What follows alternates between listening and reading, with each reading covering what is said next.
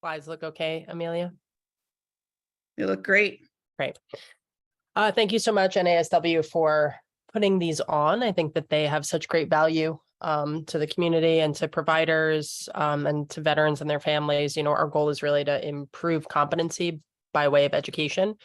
And the best way to do that is through the voices of veterans themselves. So it's amazing, this group and the veterans who choose to be a part of the initiative with NASW. You know, we really appreciate your openness in doing these. So a lot of the content is based around the panel. The first 20 minutes or so are going to be slides that I set up just as education, really it's really meant to bring the attendees up to speed. So everyone who's signed on right now, if you feel like you're not familiar with this topic or you kind of aren't really familiar with military culture, the first few slides are going to be like a brush up course. So we're all on the same page about what is continued service and as that relates to military culture specifically. And then we'll segue into the panel, which will take up about an hour and a half. I have a few panel questions prepared to ask them, and we'll go deeper into it once we're rolling with the panel. And if you guys have questions, please feel free to put them in the chat box. Towards the end, I usually leave about like 15 minutes for, you know, burning questions that might come up that you want to ask that you feel like wasn't covered. And then I'll prompt you. I'll say, all right, put your questions in the chat box at that time so they don't get lost in the scroll. And then we'll have time for probably about 3 or 4 panel attendee panel questions. So with that being said, these are our 4 panelists for today. I'm going to have their names on at the last slide as well, so you can kind of like see who you're talking to and a little bit about their background. But panelists, please, when we segue in, tell them about yourselves, right? Because like bios just take up so much time, but I want them to know who you are and kind of like your background. So when we get to that point, please feel free to, you know, we want you to talk about yourselves. That's the point of doing these. So, all right. So what is continued service? What does this concept mean? The title of the presentation today, you know, it's maybe something you haven't heard before. We hope that maybe it's something you haven't heard before, that it's something unique. But when we think about like continued service, right, like it kind of is what it sounds like, but giving it a definition, right? And like when I went on Google, of course, there was no definition for it because it's a concept that we kind of understand, but it's not like, you know, it's not in the DSM. It's not really a phrase that's thrown around too often. So it's when an individual with a service background, for the sake of today, military background, continue serving in a capacity or a role that is kind of in the realm of like public service, right? And it extends onto their pre-existing service background. There can be multiple layers of this. There was one gentleman I worked with who had done like, he was in the NYPD, he was a Vietnam vet, then he joined the FDNY and got involved in healthcare as a caseworker and a peer specialist. Like layers and layers of just continued service, right? So for some people, there's multiple layers, and for others, it might be they retire, so to speak, from their military career and find purpose through a second career that fits into this realm of public service, right? Some individuals are most comfortable in those types of roles, which is why we see this as so, you know, common. Not everybody, right? But some people are comfortable in service roles. So it can be a pretty common trend. If you are a clinician who does, you know, screenings or intakes, it's always good to have a question on there. Like, do you have a history of service? And you'd be surprised how many people say like, oh, I was an EMT. I was in the Army for a couple of years. Now I'm a nurse, right? Like it's good to ask those questions because I find very often it does come up. And there are mutual benefits when we look at this idea of continued service, meaning the ones providing the service tend to find a sense of purpose, a sense of mission, continued mission, right? And again, a role that they're comfortable in fulfilling. And the ones receiving the service on the other end of it really appreciate the expertise and the background of somebody who comes from the same line of work or the same you know, set of like values that they're comfortable with and familiar with. So it really has this very strong mutual benefit that we're going to look at today. All right, so what does continued service look like? Like application, what does it actually look like? There are more that we could add to this list, but EMT, social work, healthcare, police, fire, nursing, peer support, so peer specialists, and other people in helping professions. a high percentage of people in these roles do have a history of service, right? So just a couple examples. And, as I was researching it, like a few stats came up that I just want to share with you. Just 6% of the population has served in the military, but veterans make up 10% of EMTs, 19% of firefighters, and 25% of police officers. And these were statistics, reported by the Department of Labor. So, and there's other areas we could dive into, but these are like the big ones to look at. So very high percentages of people in those fields that have a military service background. So the idea of like trading uniforms, right? Trading one uniform for the next. Very common trait of veterans, first responders is their desire to serve and protect communities, right? So that's like part of military culture, serving and protecting communities. They're the ones who answered the call. So it's no surprise that they find ways to continue serving and answering that call on the civilian side, right? Remaining involved in some capacity that we've identified. All right.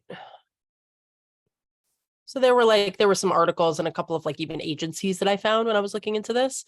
So this is from something called Task and Purpose, and I think there's a couple slides here on this. Yes. So just to pull from this, this dates back, right? This isn't a new concept. So we look at these concepts more now, like modern day, but when we actually dissect them, this was with regards to World War II veterans. And, it was said that like, start being a leader as soon as you put on your civilian clothes. Like that was kind of built into the era, even then, into the culture. And we look back at, veterans being part of this greatest generation and their service going beyond the military, right? And the work and the leadership that they offered when they entered back into civilian community.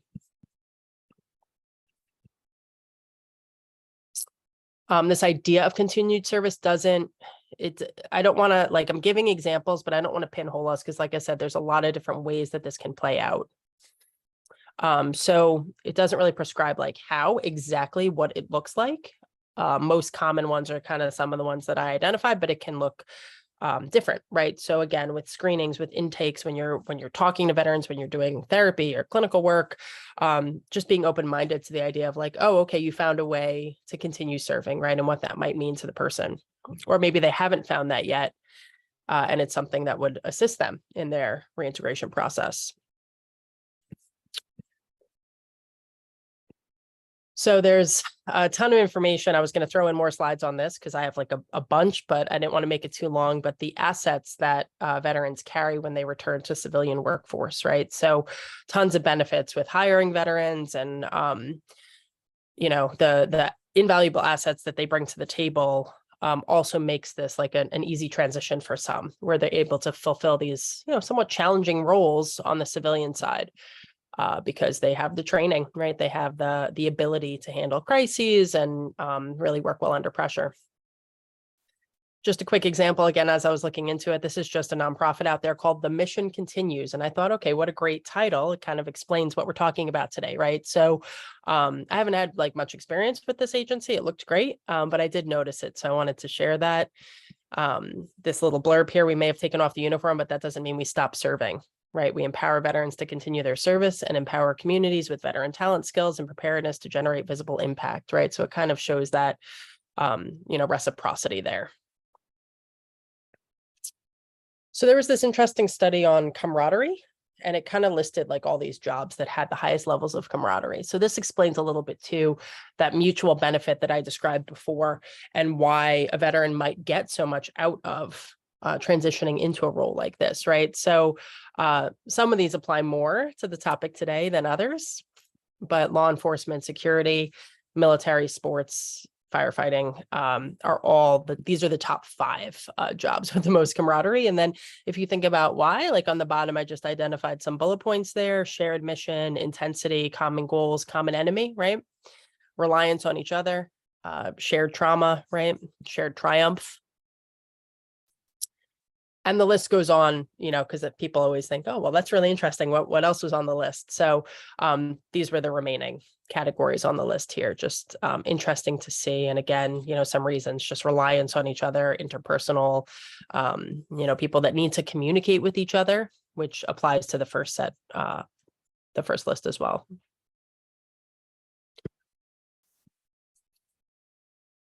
All right, so shifting gears for a second, and we are going to ask our panelists a couple questions about like balancing out this idea of being a peer, whether you are identified and employed as like a peer specialist, because those are roles that are available within treatment settings, or if it's just built in, right? So like I know very close friend of mine is a clinician, he's a social worker, and he's also a retired firefighter.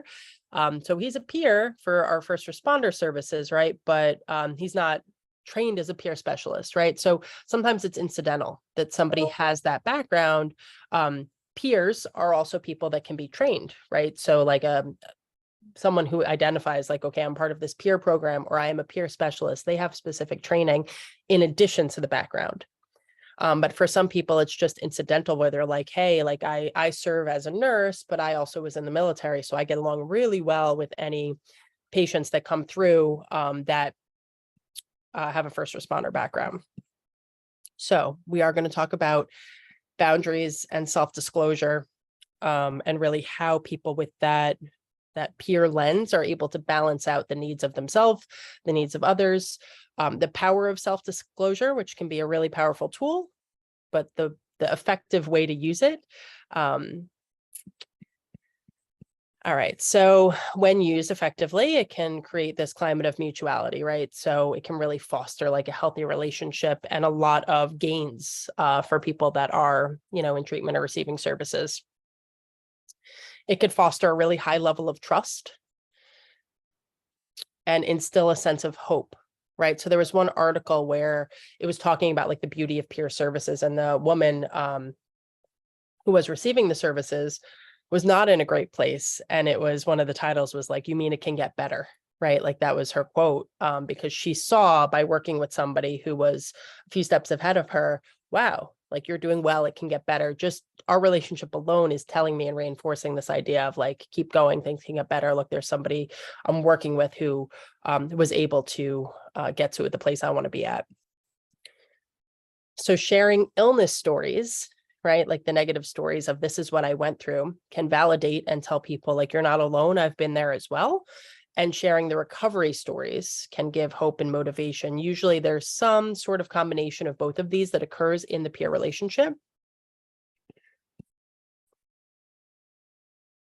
This idea of lived experience as a super valuable tool. We see this within the veteran community, but we also see it within other communities as well. Like I work a lot with addiction and trauma, and there are people that are addiction survivors, right, who share their stories of recovery, and they're identified as peers, right? So you can see this idea of lived experience across a few different communities and a few different populations, but for sure, among people with military background, that lived experience can really give a lot of credibility and validation to someone who might be unsure or have difficulty with trust, or be really going through a very dark or difficult time and need that voice that is familiar to them and feels safe to them. So the value of peers within veteran healthcare settings where there are veterans, really, there's a ton of information about how important it is to have peers built into those services.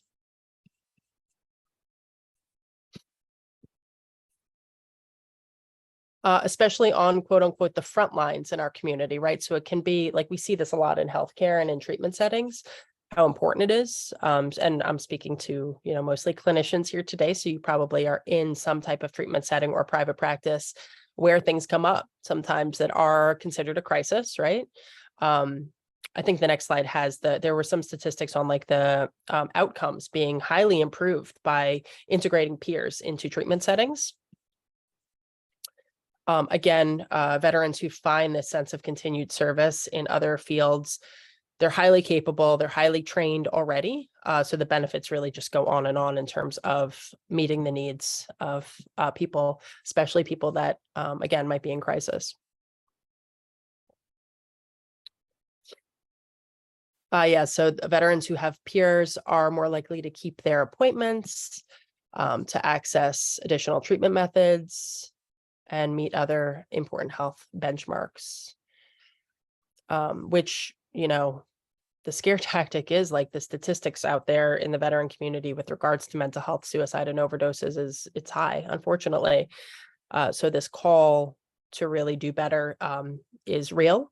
And if integrating peers is one of the answers, I'm all about it. So I've always been like a huge proponent of bringing that into the care. And it's not that I think it should only be with peers. Like, it's nice to have a multidisciplinary setting where that's one component of the treatment planning.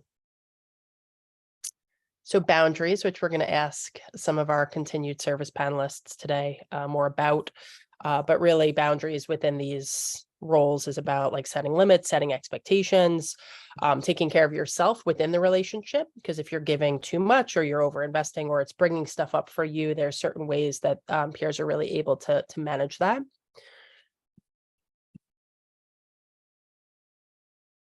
And having that relationship between both of them be respectful and empathetic and collaborative and mutual, right? That's something that we see that's really important. Not to mention that the system, so to speak, can be hard to navigate. We bring this up on almost all of our workshops, and a lot of people agree with this. So who better than the experts to really help other veterans along and guide them and coach them and, speak from a place where you've been through it and maybe have some lessons that you've learned that you can impart onto others and make their journey a little bit easier.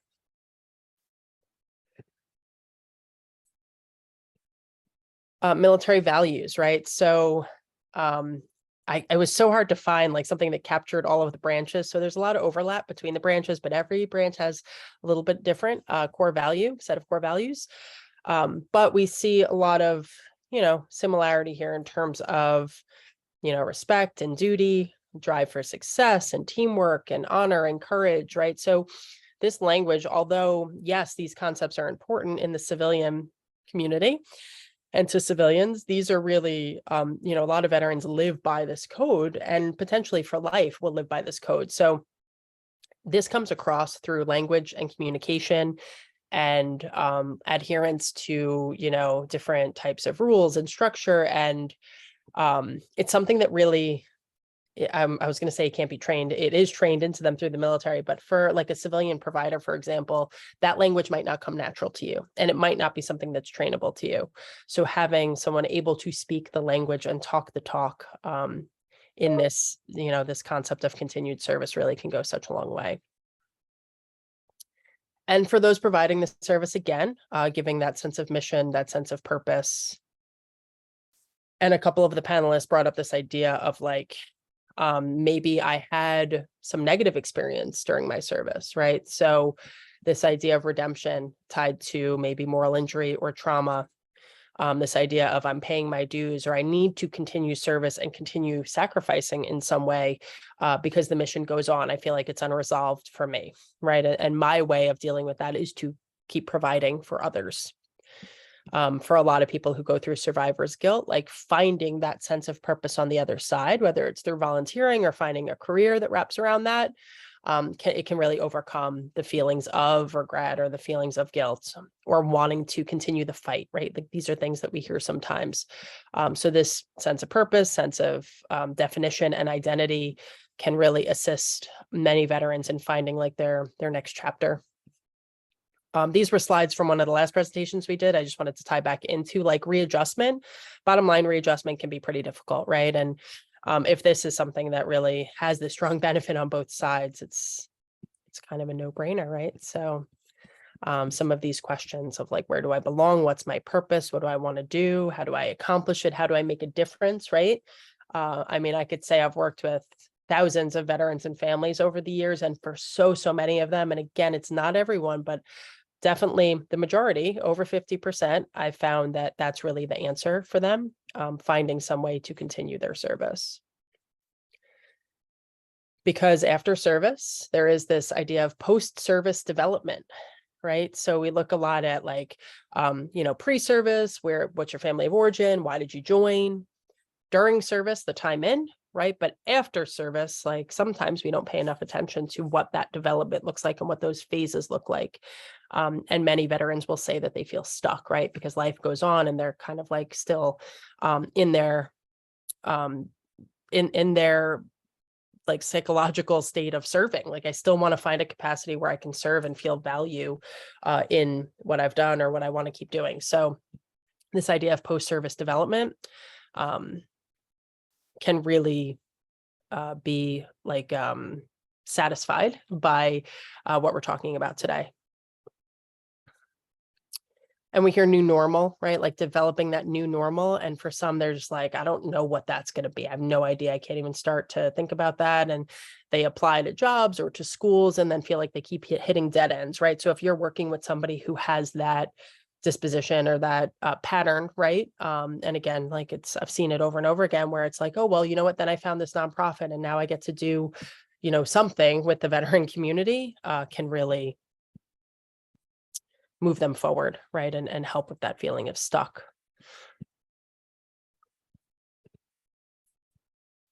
So reintegration and continued service kind of are cycles that can feed into each other in a really helpful and positive way. And if you think of it as ongoing, right, the development is ongoing. It's not like linear black and white phases necessarily. This is something that somebody may dip into and do well with, and then do something else and then revisit it when they need to. All right, last slide here. Again, just the importance of communication and language. Peers can talk the talk. They can provide expertise through lived experience, insights, lessons learned, and just good old street cred. Like, hey, you've been there, you've served, I've served.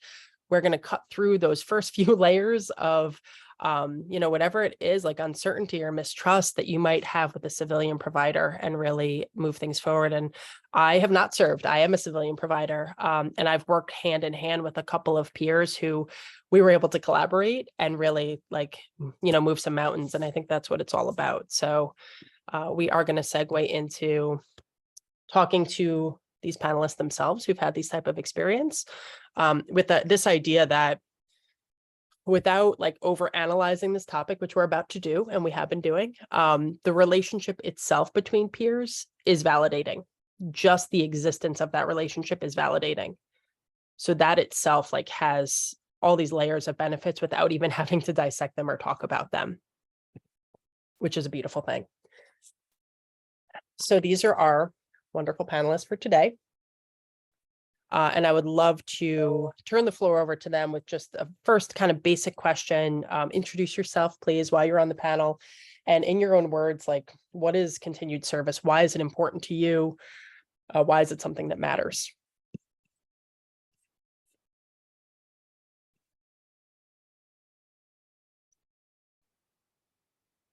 Melanie, you want to go first? Sure. I thought we were going in order. My name is Melanie Corinne. I am a Marine Corps veteran. My spouse is also a Marine Corps veteran, and I was an Arabic linguist in the Marine Corps. So I was part of military intelligence, which many of you know is an oxymoron. I am a storyteller and a writer, which is, I think, kind of my unconventional entry into peer support.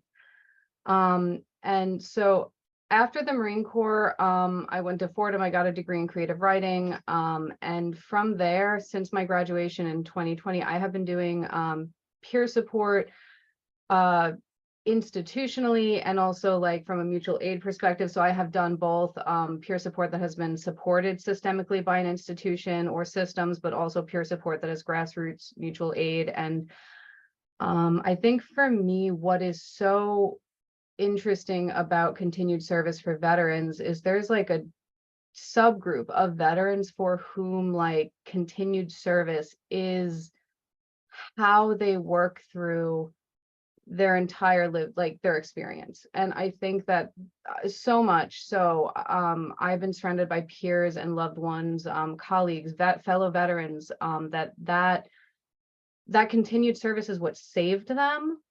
And so for me, being a peer and understanding the importance of it and how to articulate it, how to help them look through that lens, see themselves, that's really meaningful. It can literally save lives for the correct demographic of veteran that it helps. And that is the whole point of what I think everyone on this panel does, what you guys in the audience do, is to help more veterans live holistic, healthy lives and work on those interpersonal relationships so we can, avoid certain outcomes that are pretty, well known. So yeah, I'm just excited to be here with you guys, and I'm looking forward to hearing what everyone else says. It's great, Melanie. Thank you. I'll Go go ahead, next. John. Yeah. So my name's John Burgess. I'm a retired police officer from New York City. Did that for 20 years. Became a nurse. Did that for 15 years. The age of 50, I decided to join the Army and went to Iraq for a year as a trauma burn nurse. Then I left the Army Reserves and became a peer support counselor for the Joseph B. Dwyer Vet to Vet program. Ran that program in Putnam County, and then retired. And now I'm just a county coroner for the last 9 years as well. I would say the continued service, almost every single person that I've met in the peer support program with Dwyer, when they got more on stable grounds, each one of them wanted to give back. Each one of them wanted to figure out how could they help fellow veterans that were then finding themselves in the same position, whether or not it was substance abuse, whether or not it was with PTSD, whether or not it was whatever it may have been. When they sort of got themselves stable, no longer on the feeling of quicksand, almost everyone to a person said, how can I give back? Where can I go? What can I do to try and help somebody else that's going to be in the same position? I'd almost say that it's sort of an innate part of individuals that sort of do this. It's just something that you have to do. You feel you need to do it. And a lot of times, if you're receptive to it, you can, by showing the way, you can let people follow along with you and see that somebody else has made it through. And if they can do it, I can do it. So that's how I got it.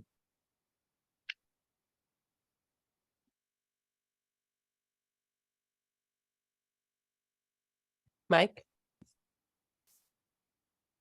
Hey, excuse me. Hi, everyone. I'm Mike Varmette. I am a retired lieutenant colonel in the Marine Corps. I was in from 1982 to 2006. Quite a few deployments in between that time frame. Why do I want to continue and being peer-to-peer and continue serving? I think we learn it. I think all services learn that in their basic training because we're taught to look out for each other. That's where I think it begins. And from there, throughout our career, we end up mentoring a lot of times.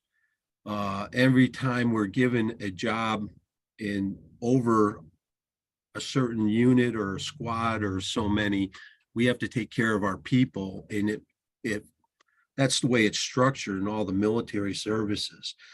And then throughout that time frame, you're also meeting others. You become where you're meeting reunions for like World War II vets. We used to do that down at Quantico for the Edson Raiders. Oh my gosh, these guys World War II vets, and they're besides being able to drink high quantities of liquor, these guys had a lot of camaraderie with us younger generation.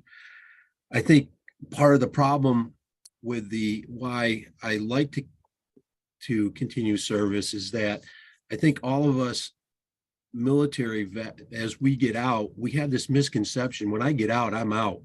And I don't want anything to do with anybody in a camouflage uniform, whatever, blah, blah, blah. But when you get out there, you realize how society is such a lonely society.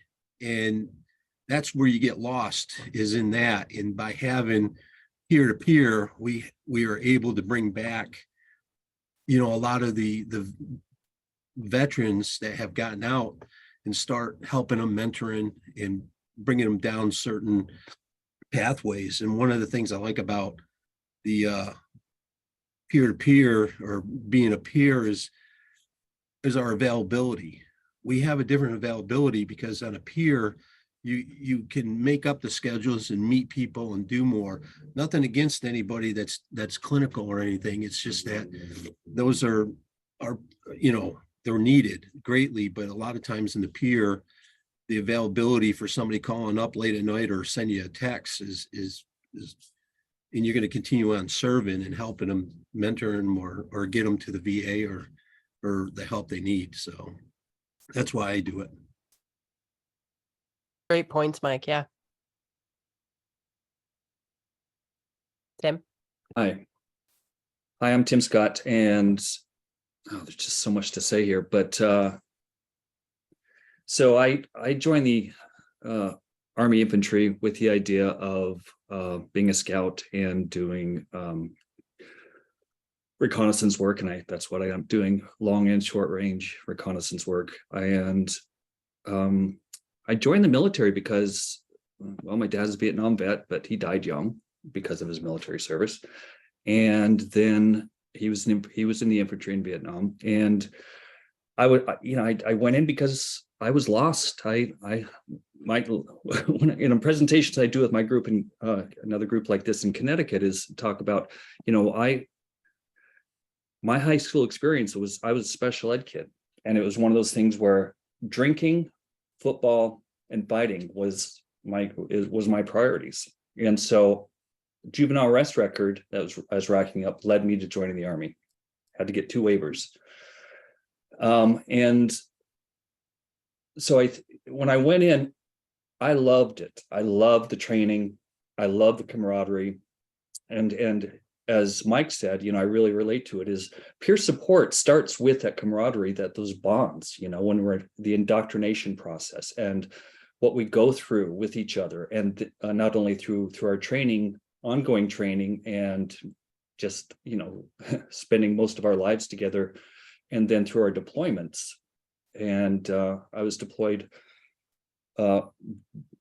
multiple times in various parts of the global South, and doing counterinsurgency work, and of course with various types of special operations units. And so it wore me down after a while. And when I got out, I know moral injury. I didn't learn about it formally until I became a clinician. But it's what I experienced when I got out, because the indoctrination and the culture is pretty powerful. And we're not a monolith. Veterans have various experiences based upon our jobs, right? What we do, what our jobs in the military are, what our ranks are. We're commissioned, enlisted, and as well as our various identities going in as well as while in. We're not necessarily always green, right? Because there's much diversity in the military. So, in the infantry, I talk about infantry types, which is a range of straight up grunts to the various special operations units, is that our job is to kill people, and we're trained. We're in the field most of the time when we're not deployed, training to kill people, to engage and kill. So that becomes our mindset. That becomes what our purpose in life is. And with that, it's a hard, the reintegration, as we talk about, or the dehumanization of that process and in that mindset, and then actually fulfilling our mission with that mindset, is it dehumanizes us. And then therefore, for the purpose that we can dehumanize other people. And when you come out and you land, and all of a sudden you're on your own, oftentimes, and you're, okay, what do I do next? But what do I do with this mindset? And so there's a humanization process that is really necessary for a lot of us who come out.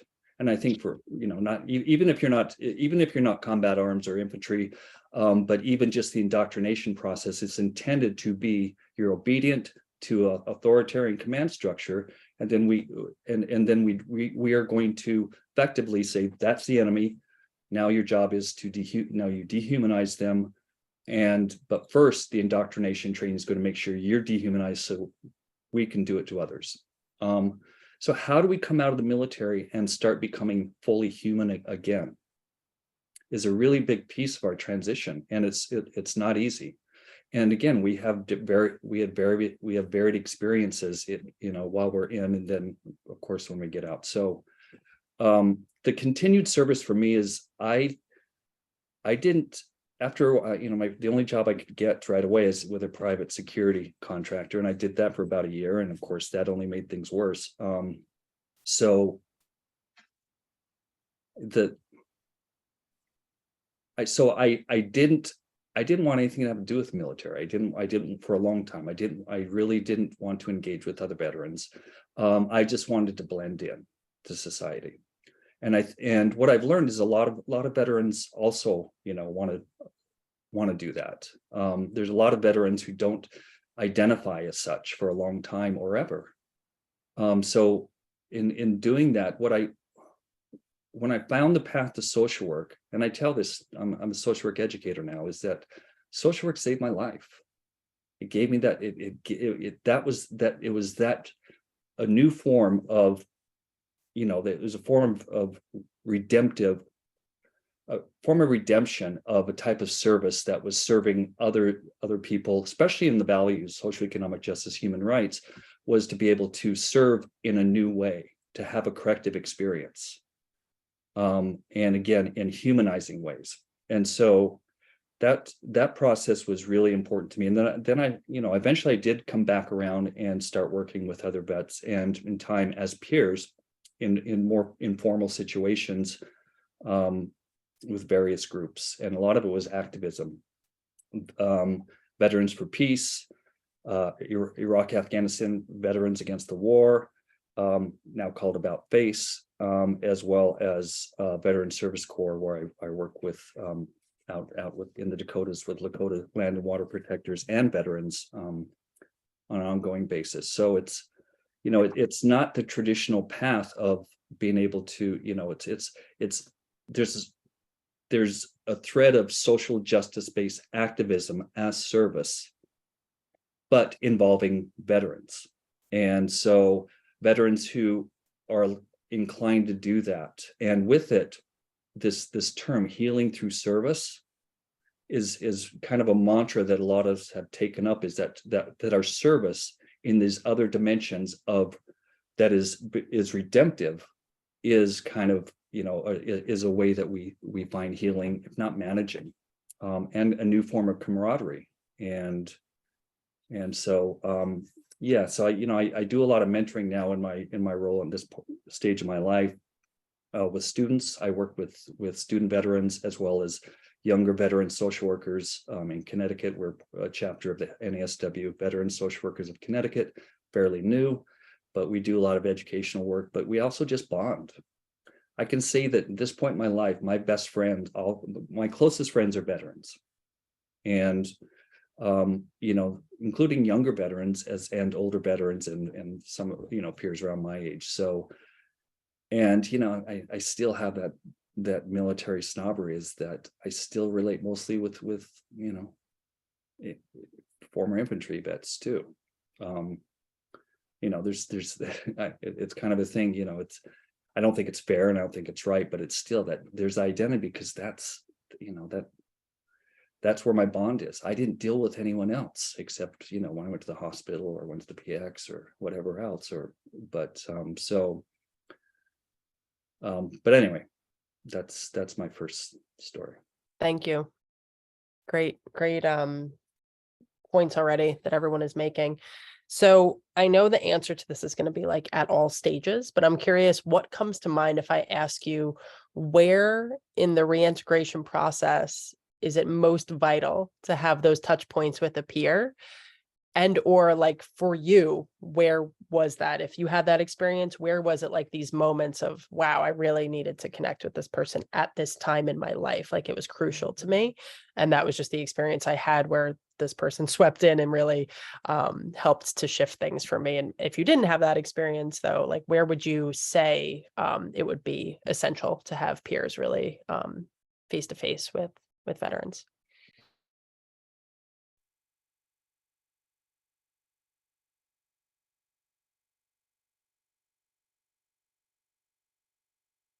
I think you're gonna have to call on us, because we're gonna just sit here and be I quiet. feel bad because if you don't have an idea on something, you don't have to speak. Melanie, do you have an idea? I'm gonna just pick on you every time. Oh, okay. If you don't, you can Yes, Mike pass. sort Like of leads the way. That's right, Mike. She's showing favoritism. No, I would say at the beginning and at the end, well, okay, that's when I got out.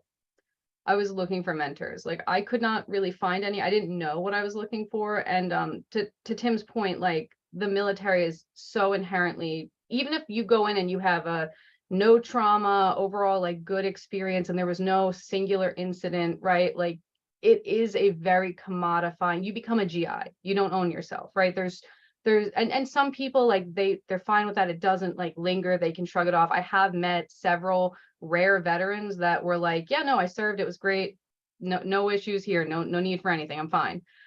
And those are not necessarily the veterans that we're all here to support. You know, we're here to catch those vets that fall between the cracks that need support. But even if you have a no deployment, no you know, combat theater experience, you can still deal with hazing, MST, military sexual trauma, exposure to suicide, not only people with their own thoughts, right, of suicide, but you know, you'll be hard pressed to find a veteran that does not have a friend that passed to suicide, or knows a friend that experienced military sexual trauma, or a training incident, or hazing, right? Like there are so many or even just loneliness and isolation. If you're an active duty service member, unlike National Guard and Reserves, who have their own issues, their own struggles, and are, you know, 100% as valid, in my opinion, as active duty. If you are active duty, at some point, because you're not serving in the place in which you grew up and were raised, there's a point where people around you, you can have people you love, good friends, new friends. There's a point where people are deployed, they're going to different duty stations, they're getting out, they're transferring, they're on operations, they're on duty, and you just end up isolated and alone, right? So even if the worst thing that happens to you is just loneliness, it can be brutal. It can be like being out in the winter with no heavy, you know, heavy duty gear, cold weather gear. And so finding people when they come back, helping them with not reintegration, but with re-entry shock. We all know what culture shock is. Everyone talks about culture shock. Oh, if you go into the military, if you go to another country, you experience culture shock. Re-entry shock is like when you can no longer identify with the community that you came out of. Like there's almost not a permanent disconnect, but there is such a severe disconnect that it may or may not be able to, you know, be something that you re-embrace. There are still ways that I feel foreign in this, the town where I grew up, where I'm living now, because of my military experience. And having, just like Tim said, having someone with shared experience, your home doesn't become a place, it becomes a people and a culture. And so having peers that you can like share that burden with is so so crucial. And to Tim's point, some of the best friends that I made since returning have been Vietnam vets that like they're there for me, and like I learn from them, and they like teach me things I you know, I don't know about, and like it's great to have adults in the room, you know. And you know, they also advocated, as a generation, the Vietnam vets advocated so that younger veteran generations had more benefits. So in a way, you know, their entire demographic was advocating and supporting me as a veteran. So they, you know, that connection is really beautiful. And so having peers there when people come in, not because they need to use them, but so they can use them if they need, is really crucial. I'm an artist, you know, the struggle of the dehumanization, the commodification of my experience, I just came back and I was like, oh, art, storytelling, creative writing, this fixes it for me. So I jumped into those spaces. I worked at Viacom CBS, Veterans Network, now Paramount Plus for a while. And a lot of veterans that I found peer solidarity with, helping them with benefits, helping them with all these things, they have been artists and they have not known where other veteran artists were. They have felt isolated. They have felt like they wouldn't self-identify. And that was in the beginning of their journey. Like I was able to catch some of them, and then the other time is the end. You know, you have veterans that have been living their lives and they're elderly now, and they still need benefits, they still need compassion and support. I worked with a Vietnam vet who, he was fighting, he should have been at 100, he is now 100% service connected, with disability, but he, when I met him, was at 60%. And this Vietnam vet self-disclosed such severe stories of Vietnam. And when me and the other Vietnam vets encouraged him gently to try again with the system, he felt like there's no point. He was so disenfranchised from like over 5 decades of just being told that people were gaslighting him. He saw a child pass away in a very violent manner, and people were telling him it wasn't that big of a deal and to suck it up. And, you know, he in his 80s would still be brought to tears by it. And, you know, gentle nurturing, peer support, gentle encouraging, allowing him to know that if he didn't want to go and work with the system, that he didn't have to, but that if he did, we were here for him.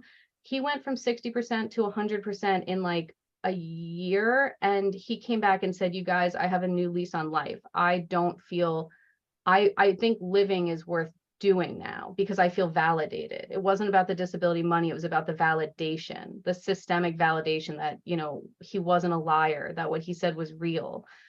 And like, I have seen life-changing transformative results at the, like, helping people with reentry so they have a landing, and helping people that have been disenfranchised for so long that they almost think that it's over. I mean, and then of course you want to help people at all ends, but those are the two that I've seen like the most disproportionate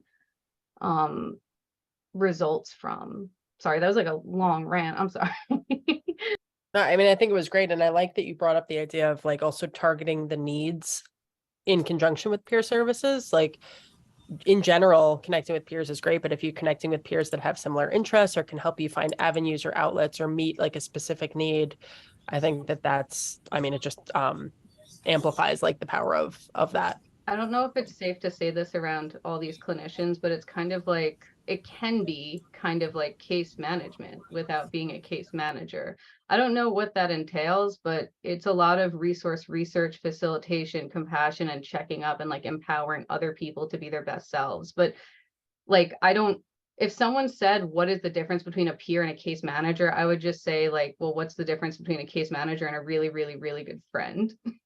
Like, I mean, there's a lot of resource facilitation, legal, food insecurity, housing support, disability benefits, veterans, education benefits, finding jobs. There's a lot of things peers can do that maybe are outside of their scope. Like if you show up, you sit down, you share a coffee, that's peer support. You don't have to do any resource, you know, validating, affirming, but the scope is so open that you can expand those lateral limits if you want. Just like Tim talking about, you know, doing activism and physically being somewhere with a purpose, a communal purpose that's not just for like you can make veteran peer support anything.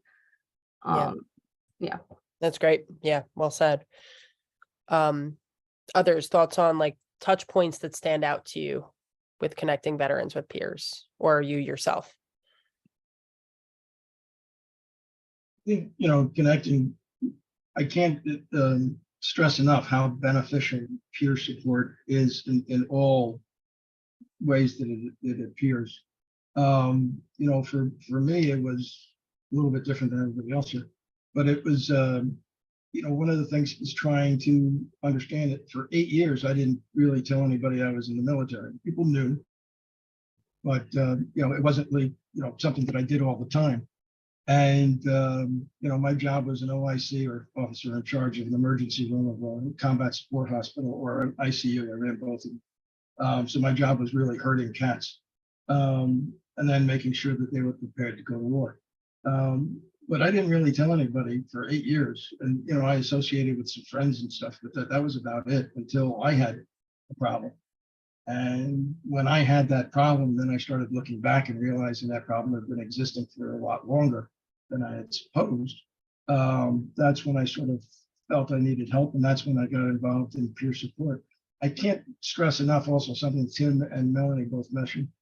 I think the Vietnam veterans were treated so poorly that most of the Vietnam veterans that I know of said they were not going to let people that returned from Iraq and Afghanistan be treated the same way. And, you know, they were very courageous advocates to make sure they were the ones that, you know, help you walk the post and be able to figure out which way you're going to go and what you're going to do.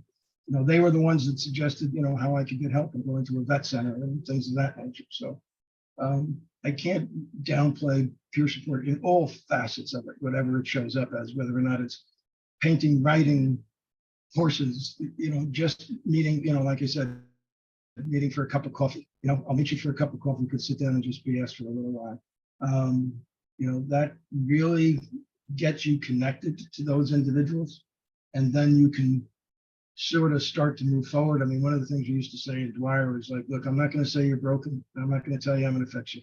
I'm just here to try and walk the path alongside of it. And if there's anything I can do to help you, I will. If you want to howl at the moon, howl at the moon, man. If you want to stay out in the woods, stay out in the woods. I got sleeping bags. I got toiletries. I got a food card. What can I do for you? And then eventually you build support, you build trust. And that's the next important part of that peer support is trust. And if they don't trust you, forget it. You go find somebody else that they can trust. And a lot of times, like Tim said, it's another infantry. It's another scout. It's somebody else that has a like shared experience. Just not being a veteran. Veteran is this huge, all-encompassing, thing. As just an example, you hear of mortuary affairs. What do you think of that? It's like, yeah, okay. What does he do? This is the guy that handled all of the combat casualties in theater, and you're 19 years old. Can you imagine what that's like? That every day you're handling combat casualties and your job is to do certain things. I don't know of many people that can be able to withstand that without being damaged. So again, it's something to be able to support them, be able to talk to them and be able to relate to them and understand. So that's my 2 cents. Yeah, so connecting points. And I just want to also with what Melanie was saying is there's so many ways. I mean, there's the military trauma is built into it. Again, even if you're not deployed and you don't go to war, no matter what your job is, the culture has so many ways that and the indoctrination and then the culture has so many ways that it can really be traumatizing for people. I mean, and what in the military is well documented continues to be a racist institution. I mean, that's not a relic of the past. Look it up. It's happening now, and it's out there. It's well documented and has big impacts on veterans, and certainly when it comes to their discharges and then their ability to access VA services. But anyway, so the connecting points, the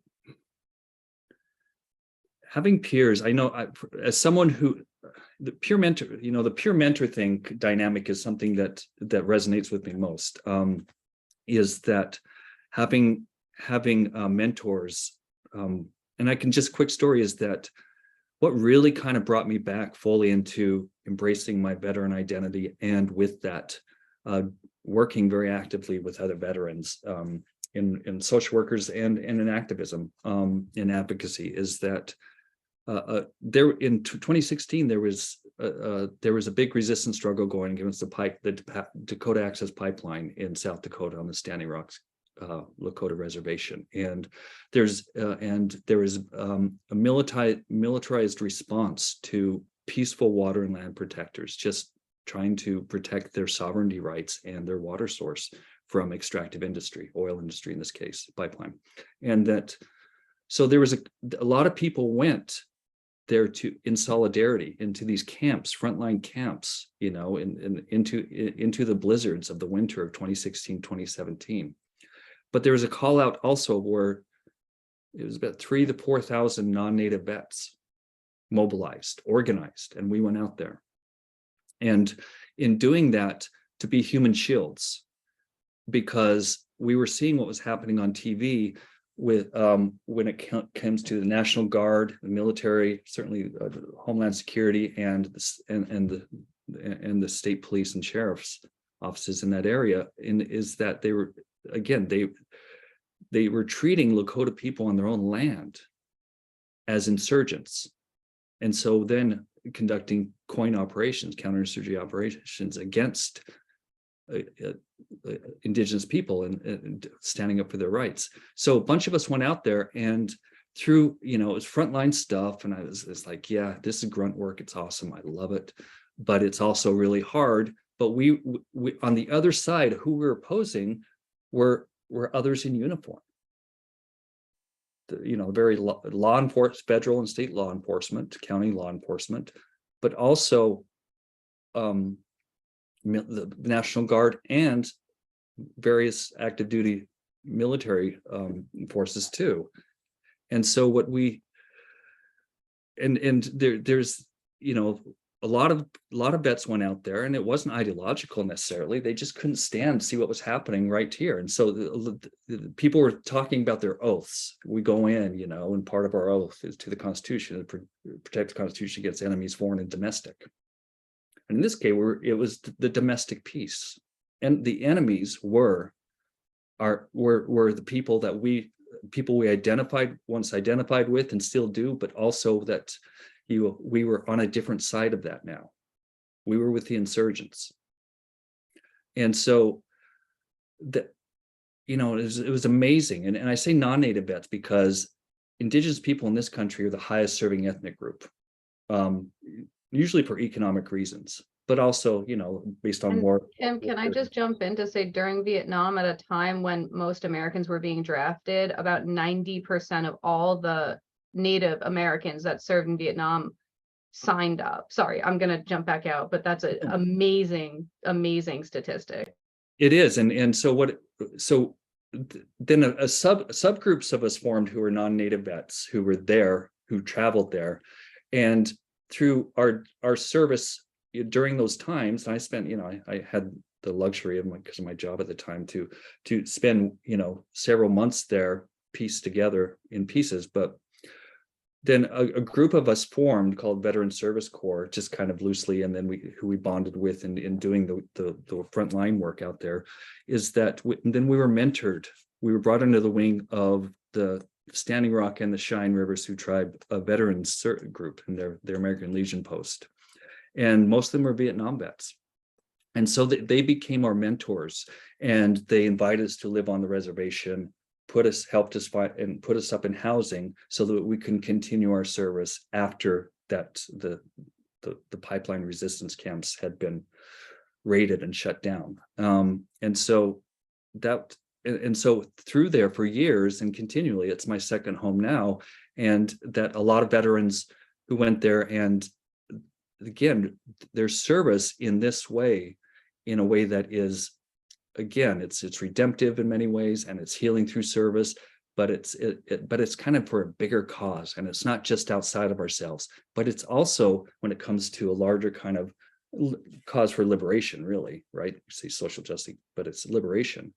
But in that, we're also supporting each other. Our healing through service is also, we found our people again to engage in a new mission, and to have that mission together, but then also to connect with in this case the Lakota veterans, the older ones who mentored us, as well as the younger ones over time, this very tight-knit community. And so I guess, and with that, there was a lot of mentoring and peer, and in my role I ended up there was a lot of peer support. People were struggling, there's still not only on the front lines, but people were being triggered all over the place, but then on just the struggle to stay sober, to be able to deal with family issues, to access their benefits, and so just, if anything, it's just great to be able to have people that you share this common experience with then and now. You can just talk shit. I don't have to be the professional, the stuffy professional, it's like there's nothing like the banter with fellow vets, right?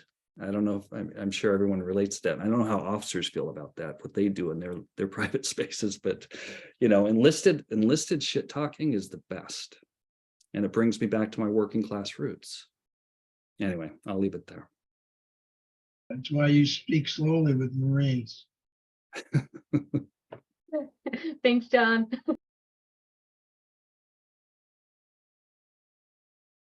So I think some of the common points, one of the stats that I'm going to throw out is that when somebody leaves the service, it takes them about 17 years before they actually get connected with one of the veterans organizations and such. That came from the VA at one time. That becomes important because that gap time frame there's a lot happening when a veteran leaves the service and before they become ready to join that veterans group. I'm fortunate because, like I said, like Tim, if it wasn't for going to social welfare school, MSW there, it probably saved my life on a lot of things, because even though I was mentoring and stuff, I wasn't getting a lot of my concerns met, especially because, I've had cancer due to contamination over in various areas, being active duty, and I've overcome it, but I'm able to link up because of that commonality to a lot of veterans that, like, for instance, Camp Lejeune or Gulf 1 or Gulf 2, Afghanistan, Somalia, those places where you could have ended up around corrosive material. But being able to help them because you've been through something, and it's not an easy path. None of this, anything that a veteran goes through, I'm not saying, yeah, I am saying it, because when you get out and you try to go to the VA, it's very confusing. You don't know who you're talking to. The service you came from drops you. You have nothing to do with them. What you have to do is go back to the review board. So all of a sudden you're in this new realm of, well, I'm not feeling good. I have headaches. I have this. I don't know what. There's something wrong with me. And that individual veteran knows there's something wrong with them, because they're so in tune by the time they come out of boot camp with their bodies that, it becomes where all of us now can connect and say, hey, I got something wrong. And medically or things, just I feel depressed, those type of emotions that you're going to go through. And by being there in that connectivity of going through a lot of this stuff, I chewed up a lot of ground being in infantry with everybody else. I mean, either, with the intelligence people with us or the communicators with us, the support elements, they had to find us to feed us or give us supplies. I mean, everybody has gone through a lot of that, taking that same, being on that same turf and same territory. I don't care where they're from. And not only that, let's back it off. Some people say, well, I was on ship, but you know what? You're 50 miles off ship doesn't mean that you're not in danger. And those type of things, when you're always on alert, and it plays on you, you have to look out for yourself and for that person to your left and right.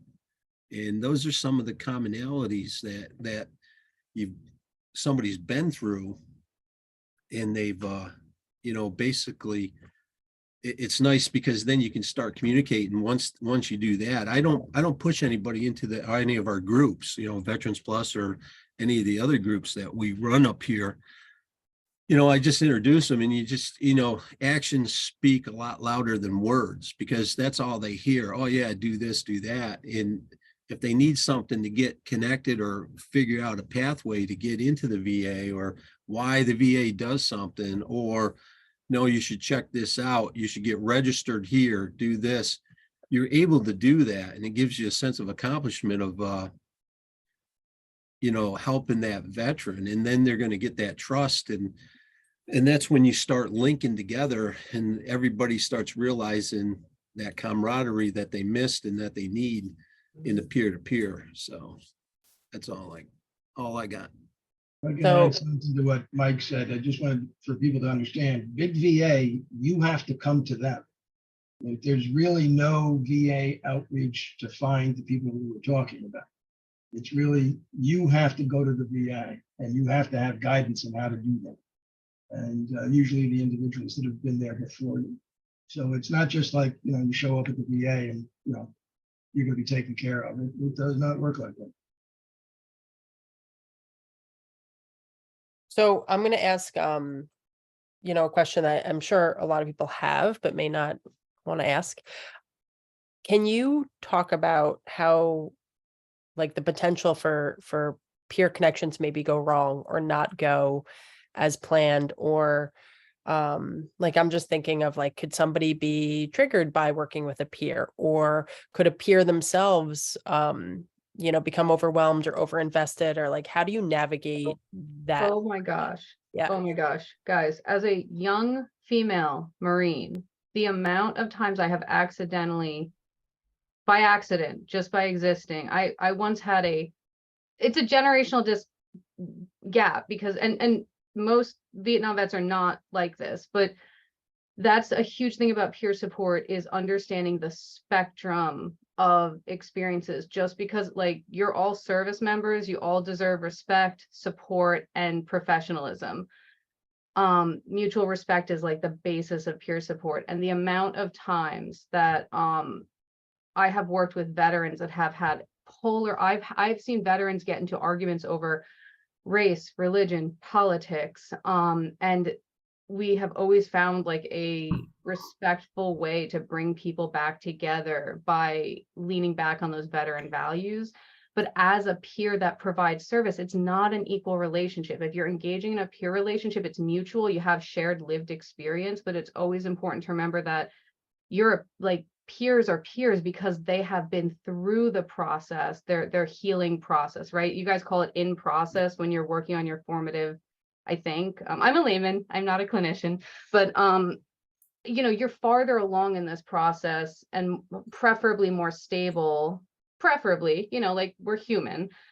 So in a peer relationship, the burden of like the professionalism and the shifting the conversation to be productive and healthy always fell on my shoulders. And I have a child psychology, like talking to veterans like they're kids, or like, oh, hey, yeah, we can talk about that later. Do you want to talk about that now, or do you want us to fix the problem? Do you want to share how you feel, or do you want to work on a solution? What do you want, right? Like the options thing is really helpful, but it's not a like easy field that people are going to be happy with each other just because we're all veterans. Like that's not realistic. We're not a monolith. I once had an older Vietnam vet get incredibly mad at me for being political because I said I really enjoy in my job listening to other female veteran stories. That sent him off. Like that was really upsetting for him. He was shouting at me to the point where another Vietnam vet had to take me off to the side and apologize. And maybe despite us both being Marine Corps veterans, maybe I wouldn't be a good peer fit for him, right? Acknowledging that. I have had Vietnam veterans that will say, I always do the pledge, you're always going to respect the flag. And for them, the tradition of our, patriotism, like those traditions mean a lot to them, and they feel like it's showing respect to fallen comrades. I've also met Vietnam vets that will spit on the flag, that say, I was sent to go fight a proxy war, like my friends are dead, and what did I get other than decades of trauma? And both of those are appropriate human reactions to like suffering, and they're very opposite. And so we have to have a lot of grace and a lot of compassion and a lot of space for people reacting out of places of trauma, reacting differently. Different people can hold trauma differently, and like it's really important. I have diffused so many people that have been triggered based on all sorts of things, and it comes with the territory. And if that's exhausting work to you, preferably be in a big team, right? That's what like collaboration is for. You guys are here because you care. If there's a situation where these things are going to come up a lot, that's teamwork right there. Don't be the only one in that situation. Invite a peer in, invite another clinician, invite people so that there's enough space that can be held to go around, because it will, like we're individual people. Sorry, that was like so interesting that you said that. I don't know. Do you guys have, I'm sure you have this experience. I just know I've gotten it a lot as like a little woman, like female. People have been like, you're not my peer. And I'm like, okay, I don't, I respect that if you don't want to talk to me. I'd like to go with that, and just it, there's again this idea of our development and who we were before the service, and just going back is that, again, not a monolith, and I don't want to play too much on the divide between enlisted and commissioned, enlisted and commissioned. That's a huge divide, though. That's so like civilians don't understand how big that divide is. And John and I Work for have had For a great, living, right? What? That was the big thing. I worked for a living. right, well, Right, John works for a living. there's that, right? Because, and John and I had some great conversations about this too, is that, you know, the officers are management, right? And enlisted are the working class. 82% enlisted ranks in all of the combined of the branches is 80% are enlisted, 82%, the last stats I looked at. And then you got, 11% commissioned officers, and you got a little bit more warrant officers, and of course warrant officers are cool. But but anyway, and So are Mustangs, which is Right. when you're yes, Tell and 'em what- Mustangs. I'm teasing it. I don't want, again, I really, as far as Mike and John, and I'd like to say some of my friends were former officers, but but that's just it, is that when we're in, I can say that, the culture, at least in the infantry, is we didn't like officers. In fact, we just didn't like them, unless they proved themselves, and most of them were formerly enlisted, right? That we did like. It was those young, 22-year-old West Pointers, coming out, and so there's lots of resentments and tensions built into this, again, authoritarian command structure. It has all these pieces, but pre-service, most enlisted people were coming from the poor and working class in this country. And with that, we're bringing a lot of pre-existing trauma due to the conditions we come from. And so, that, and then going in and being, adding on to it, again, the military can also feel liberating. It's a rite of passage for many of us. It's also kind of a place we grow up and connect with people in new ways. So it's complicated, yet it's also, the military culture is incredibly misogynistic. It's just like ingrained in it. It's again, it reflects the military reflects all the forms of, is reflective of all the various institutionalized forms of oppression in the US societies. But again, it's more rigidly authoritarian. And so, here, Melanie is like, when I was in, there were no women in the infantry. There, it was very macho. And I didn't know any, unless I went to the hospital, I don't, some services, HR or something, but women was not, working with women as comrades was not part of my experience, but it was also common experiences for all my peers and generations of them. And so there's an othering that happens on many levels based upon our unique kind of place and role within the military. That continues for a lot of us after we get out, them saying, well, women, and of course with LGBTQ people serving more and more and such, there's that stuff plays out, and the misogyny and the forms of violence that is enacted against marginalized groups within the military, including racialized groups, is still really prevalent, and that's got to be a consideration. But I think that as far as this, as far as peers connecting, I don't, it's peer to peer. I work with veterans. I have, and I continue to work with veterans who, as a peer, as well as a mentor, peer mentor, is that but they're in spaces where we align, when it comes to worldview or values. And it doesn't mean, I come from deeply conservative roots. I grew up Mormon, and there's all this stuff, and I'm from Northern Utah, 5th generation. And so being able to, but then my worldview and values have changed over time. And I don't get along with right-wing veterans. It doesn't mean, I'm not saying I don't get along with certain Republican veterans who are, decent human beings, because that's who I know. I come from that, right? I come from there. And in the military, I certainly wasn't liberal. But it depends upon, what kind of human being people are. But the political thing, there are political divides between a lot of veterans. Again, we're not a monolith. And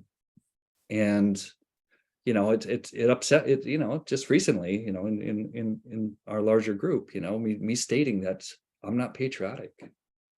I'm not patriotic at all anymore. But that's not just me. I know a lot of other vets who feel that way. But it's kind of assumed that we're all very patriotic and that, you know, and a lot of us don't want to be thanked for our service. Thank you for your service is very triggering.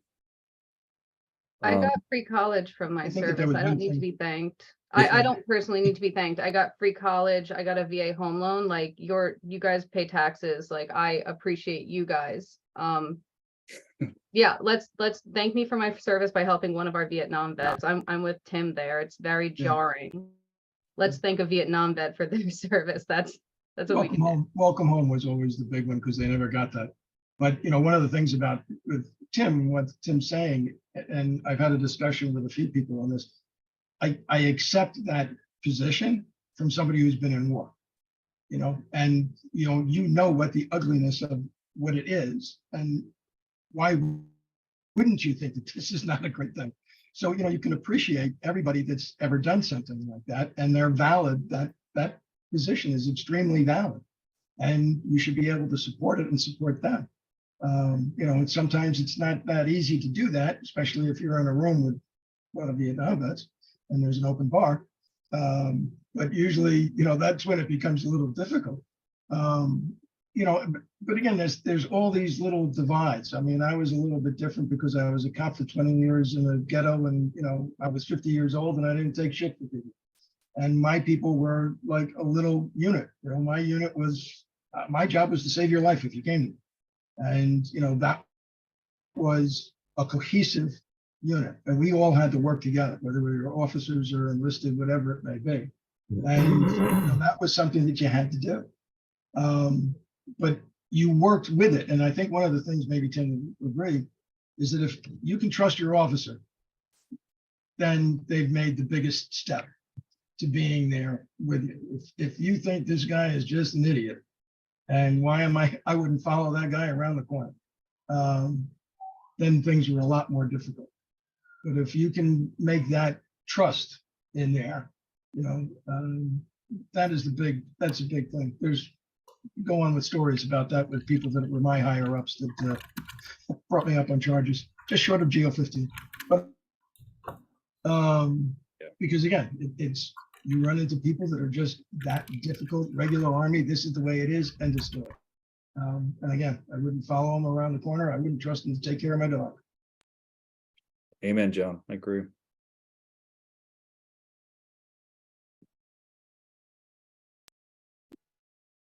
Any other comments on this before we go to the next? Mike's been too quiet. We need more Marine input. Mike, do you need some crayons? I have a lot of them. Yeah. Is it blue or red? Which one's better? My favorite's purple.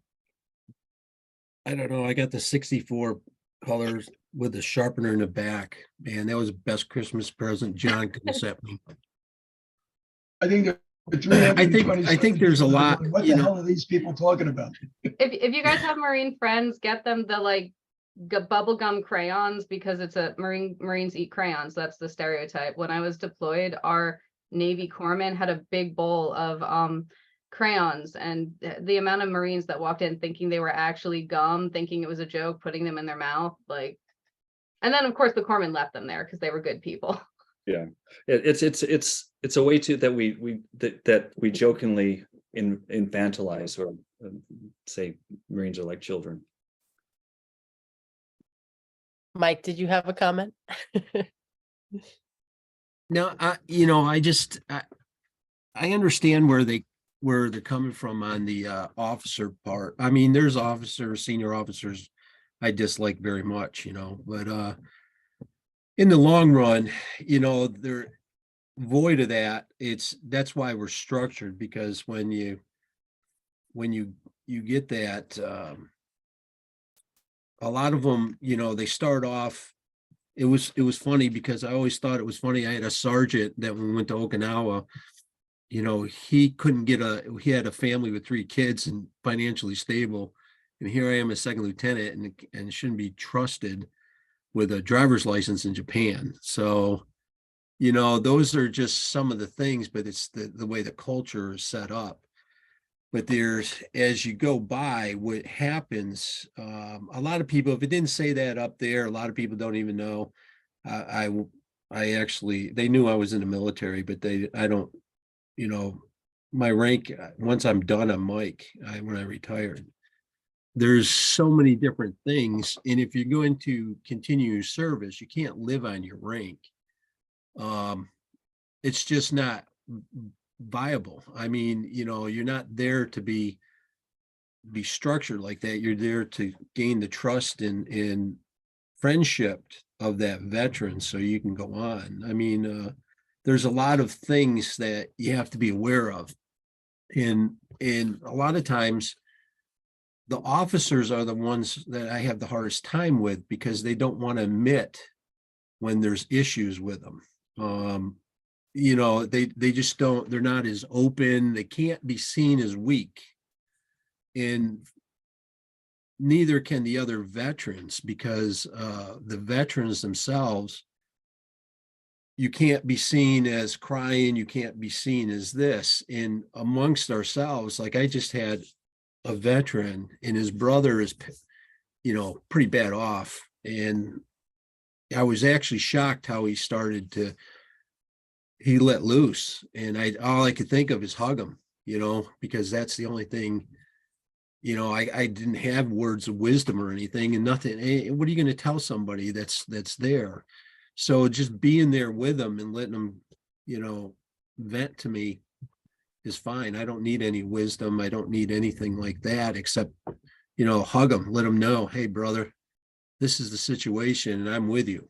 And by doing that whole situation, you're reinforcing their identity and giving them that identity that they once had while they're in the service. And they may not be called sergeant, staff sergeant, lieutenant, whatever, but they have an identity now that they can latch on to, because everybody wanted to get, like I said in that statement before, everyone wanted to get rid of, once you leave the service, like, hey, I'm never wearing cami, I'm out, don't want anything to do with it.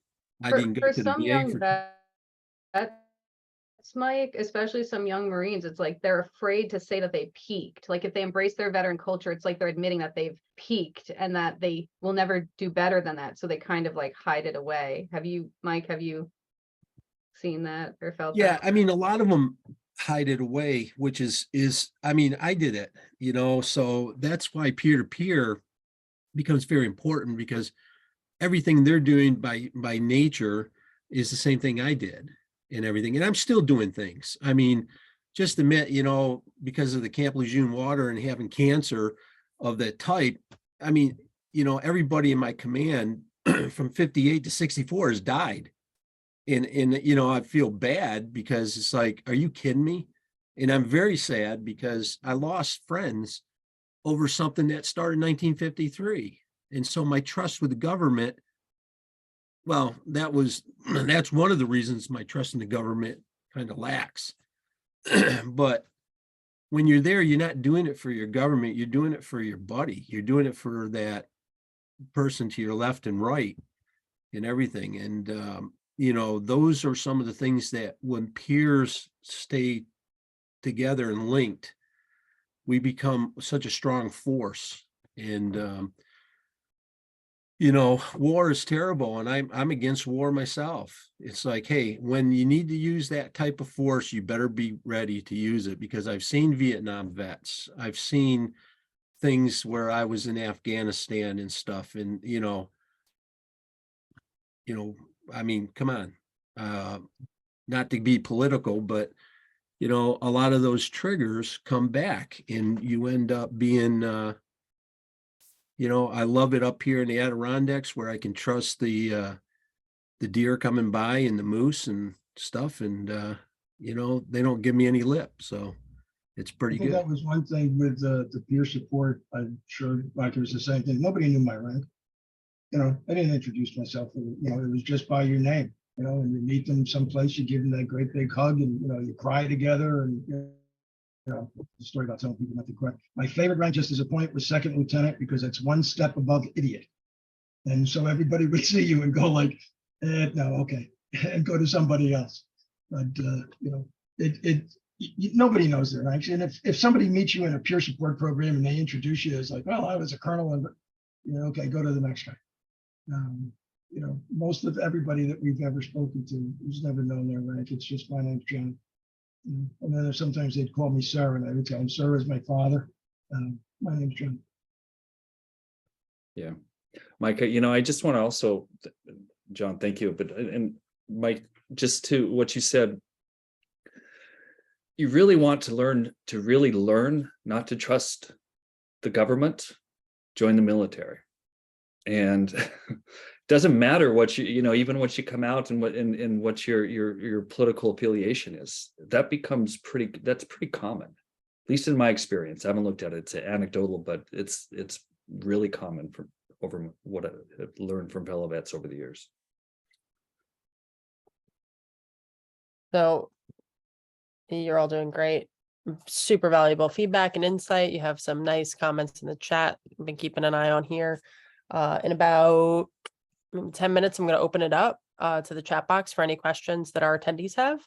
I know this question was important to a couple of you, and I want to like pair two questions in one. So are there specific values, military values, that play a stronger role in your continued service? Like, what comes to mind when you think about what core values from your military culture play a role in what you do now? And also, some of you brought up again this idea of like just giving back and like the continued like redemption, almost like I need to keep giving to others, right? And continue the service, continue the sacrifice, like that type of language. If that's relevant to you or resonates with you, can you speak to that?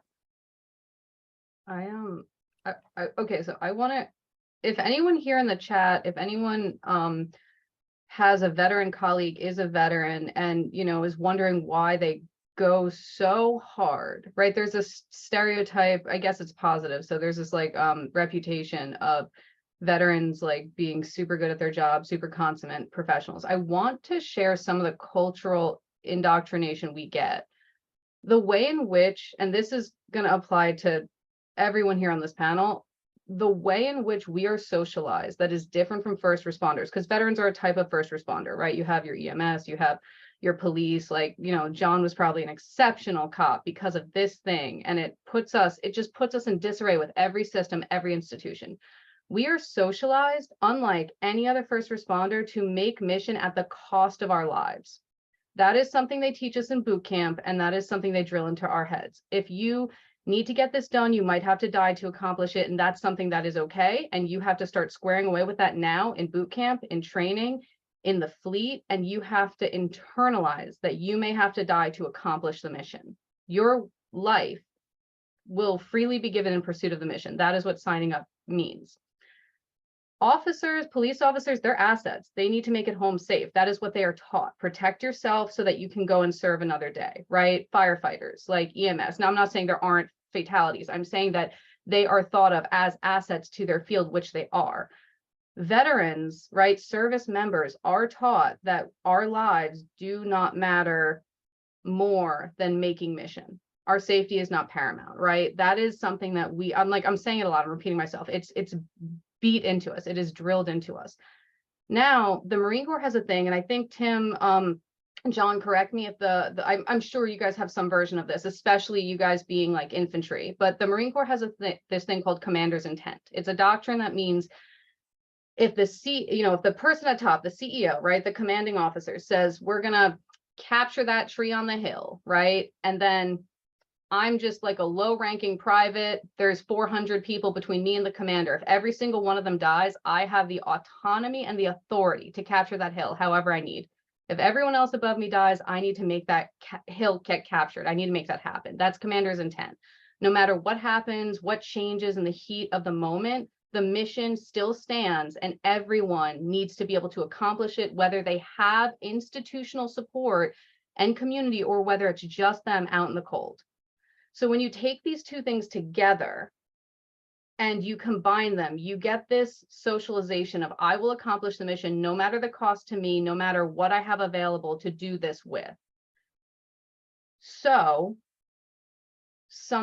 when a veteran comes out and then they're just re-entered into society, right? You can't wind someone up and say, hey, you're going to kill people, you're going to kill terrorists, and then let them back into society. It's hard for them, as Tim was explaining, right? My brother was a recon Marine.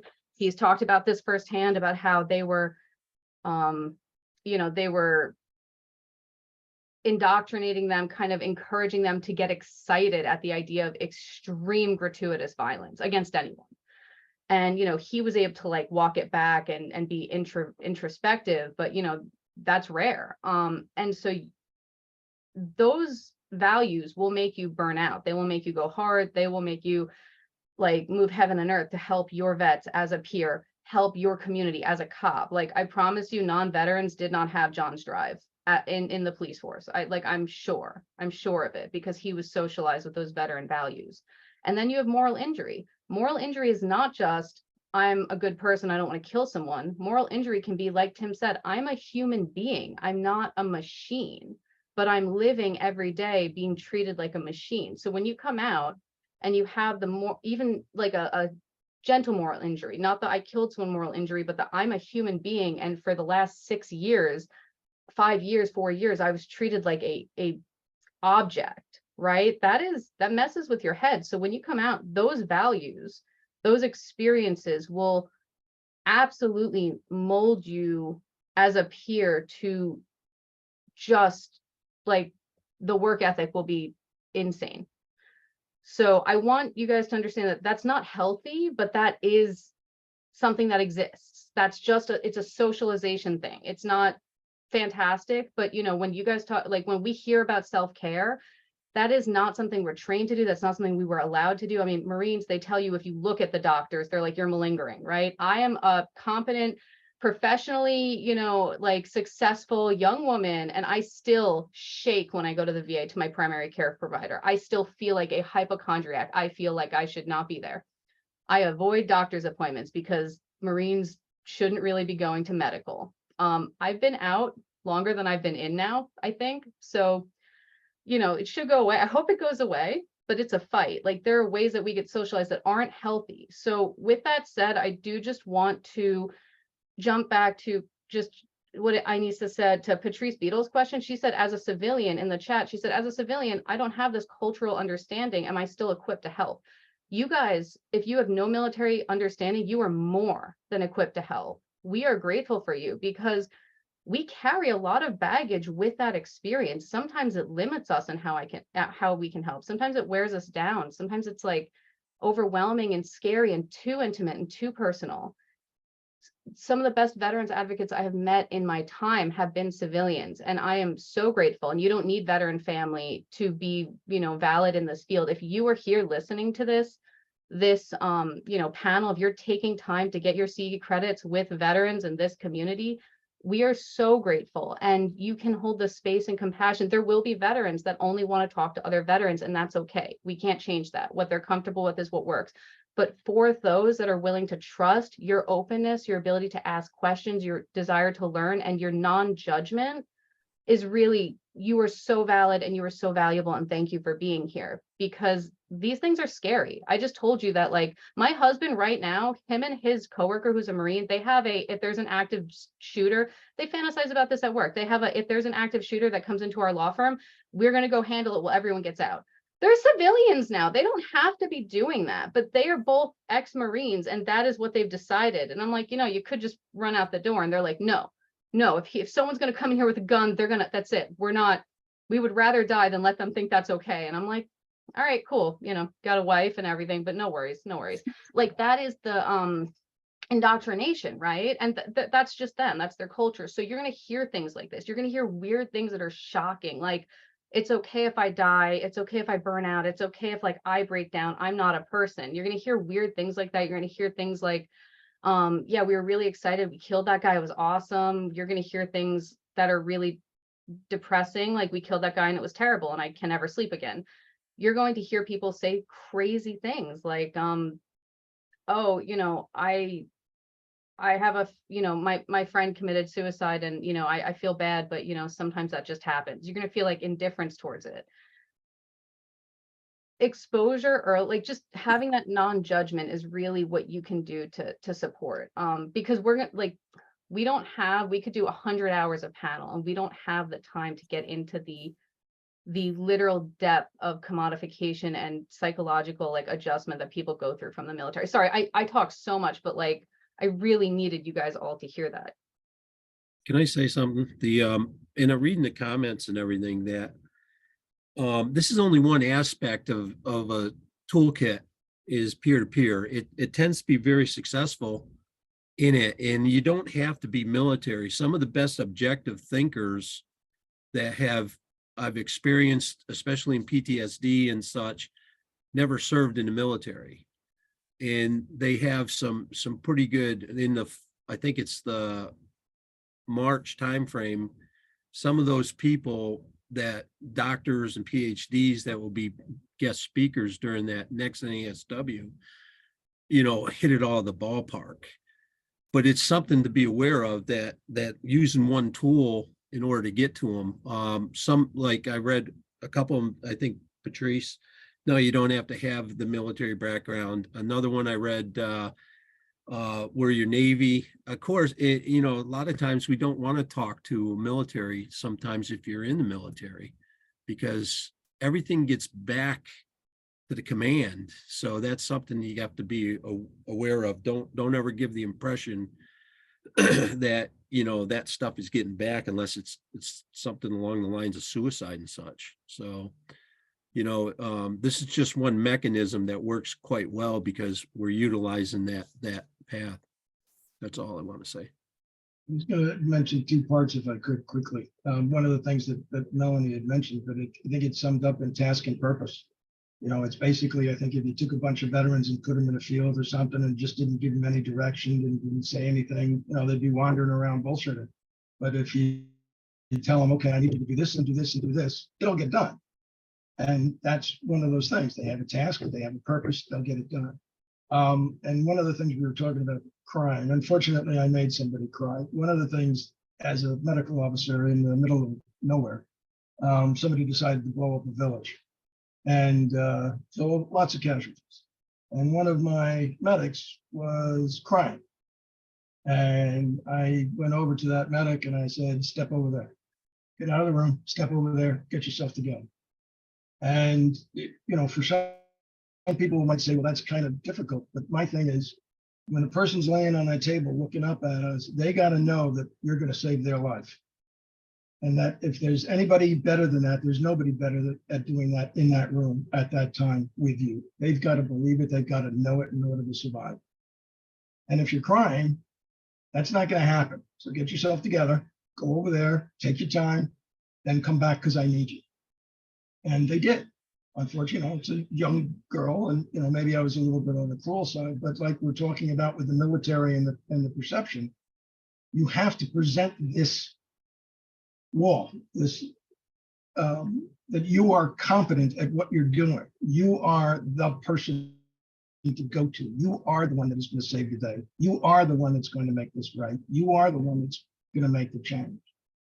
And any sign of weakness is a chink in the armor and a weakness in the chain, and people will notice it and they'll feed on it, unfortunately. So again, it wasn't, it's not that I'm trying to be cruel, but you have to understand that there's a lot of individuals that have jobs that, this is what they have to do. So they have to be that strong person. Yeah, just quickly, going back to the original question, there's so much to speak to what everyone has said, but my military service taught me, really kind of laid the foundation for me to develop and really conceptualize the idea of solidarity and working in solidarity with other people, and then applying that outside of just as a peer veteran, but in the larger world of being able to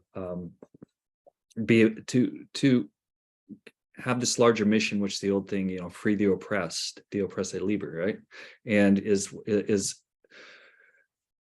and again, to work in solidarity with, and that again, we call it camaraderie, from camaraderie, and the mission, it's mission first, and everything we have to be mission ready, which means that we are resilient, emotionally, physically resilient, that we're capable, and that means that we're not weak, and that if we show any emotion and weakness, and if we have human reactions based upon what we're experiencing within the military, and especially during in battle, then we have failed each other. If you go on, if you go to sick call, you see the doc, you fall out, then you are breaking solidarity.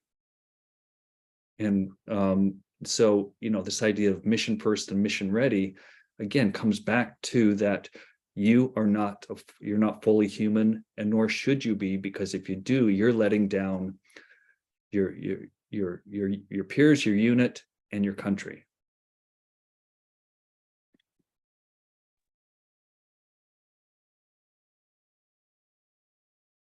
So I do want to open it to the chat box if there's any questions that you have for the panelists. I, of course, have endless amounts of more questions. So if not, I'll pose another one to the group, but I'm going to take a look now. And if you do have a question you would like asked, please just type it in the chat box now.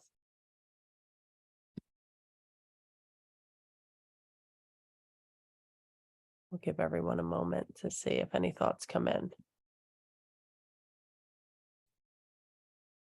I did find a few that I tried to make note of for the panelists, like this, there's just overwhelming response to this panel today. I mean, it's really been truly powerful. So definitely take a look in there if you have a chance. We do have one question that just came in. A civilian clinician, what is the most important one thing that you might want to identify that you would want a clinician to know working with veterans that you wish like a civilian clinician would know prior to their first therapy session with that person?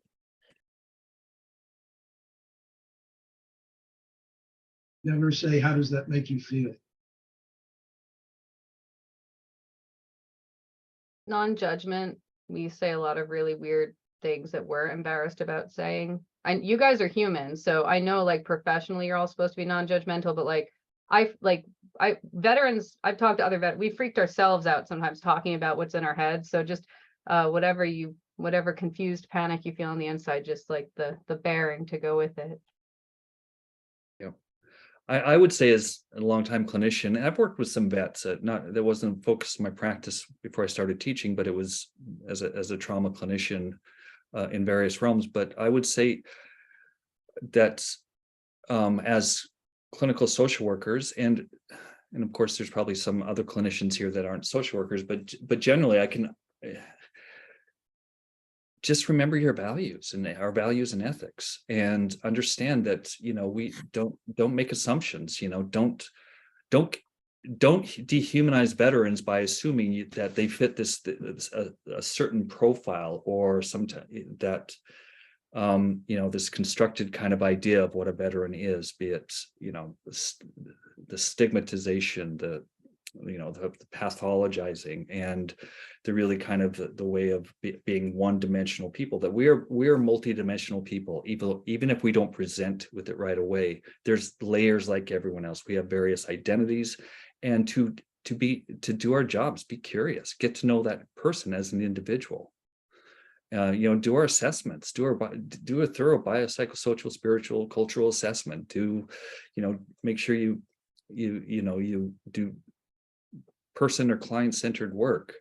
Remember our values. Never forget about understanding person, environment, or ecological systems perspectives, how we understand people, right, through their histories as well as through, throughout their lifetime, the life cycle. So yeah, just again, veterans need to be humanized, and again, we're not just veterans. Yeah, don't come in there with preconceived ideas. We're people, and there's nothing wrong with us. And I think sometimes when there's a perception, because the media goes off on a veteran with a manifesto or something, it gets compounded. Now, if you take those statistics and show only 6% of the population served in the military, and then look at the FBI stats, the index crimes, you're going to find that there's a lot more people that done manifestos that committed more crimes than a veteran themselves. They're not all homeless. They're not all, alcoholics or addictions. There's just a lot of things that by doing the assessments, you'll find out. Going back to what Tim was talking about, because it's just, I hate when somebody goes, they really want to know, and it's human nature for somebody to want to know, what's it like in Afghanistan? What's it like in Somalia? And, they see it on TV and they don't understand that, if I'm ready to talk about it, I'll talk about it. But if not, don't ask me the questions. I'll volunteer it myself. Great point, Mike. Anissa, someone asked a question about their family member possibly coming home after service, and as a family member, what's the best way to support them? I wanted to say one of the hardest things, because I'm a military spouse too. My husband's a Marine vet, and then my 3 siblings are also veterans. I found out casually one time that one of my siblings was like severely suicidal and like put a gun in their mouth multiple times in the service, and like they just shared this casually, and I realized like it was because of peer support. They were telling this story to other veterans in front of me. They were not telling it to me. So I'm a veteran, they're a veteran. My husband, right? Sometimes you as the family member cannot be the one to help despite all your love, and holding space for getting that service member to the right person. It might be you. It also might be a peer or a separate clinician, and not to take that personally. It's weird. Like, I love my husband. He'll tell me something though, and I'll be like, I don't want to hear it from you. So just having the grace to understand that you might see your loved one in a lot of pain and you might not be the right person to work through that pain with them, that can be very hard. Thanks, Melanie. So we have just a couple minutes left here. I know there were some other questions that came in that were great. I think just a brief one that we might have time for is like, what's an alternative to thank you for your service? Because I think a lot of clinicians, when they start the conversation, they want to do something to acknowledge it. So what would you recommend? I'd say welcome home. I really don't like when somebody tells me thanks for the service, because it's a volunteer service. So I just felt always uncomfortable, and people got offended by me saying that within our group at times. I don't know if you remember, John, some of them, because I just don't like that type of praise, I guess. And but when it's welcome home, to me, that's more appropriate, because I'm not in the service anymore. I don't have to go to the barracks. I don't have to sleep in a tent. Well, that's Army. But anyways, we sleep in the ground. And, it's just one of those things where I really want to be welcomed home and be part of it again. So.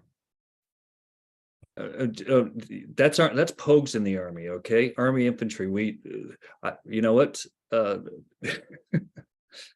There's no Air Force people here, right? Poncho No liner. Air Force people. So those are the ones that live comfortably. Poncho and poncho liner. So anyway, that's always a good question. I think it varies. I don't think there's one size fits all. And I've heard that people say, like Mike is saying, welcome home, and that means a lot to certain people. Sometimes I think that you don't really need to say anything. Yeah, maybe just ask them how they're doing. Yeah. And just leave it at that and be simple. Because there are some people that didn't deploy, there are some people that did, there are other people that did this, that did that, and there's no way you're going to know just by walking in and seeing what it was. So, people that I know that are Vietnam veterans, I know the difficulty about coming home. So for a lot of them, I'll say welcome home, because I know I've met one of them. But for other individuals, hey, how you doing? Doing all right? 2 thumbs up, high speed, low drag, man.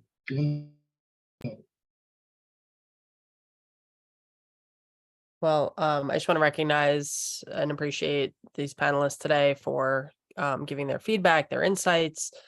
Definitely cannot give these panels, these presentations without them. It would be much more dry and I don't think as well received. So you all always liven the topics with your experiences and your advice to the community. I think it really does help to build competency. So we're super grateful for that and for your involvement with NASW in this initiative. So I'll turn that back over to Amelia, who I see just dropped the evaluation link. So if you guys look at the chat box, if you click that link, that's your way to get your CEUs for today. And Amelia, I'll turn it back to you. Thank you.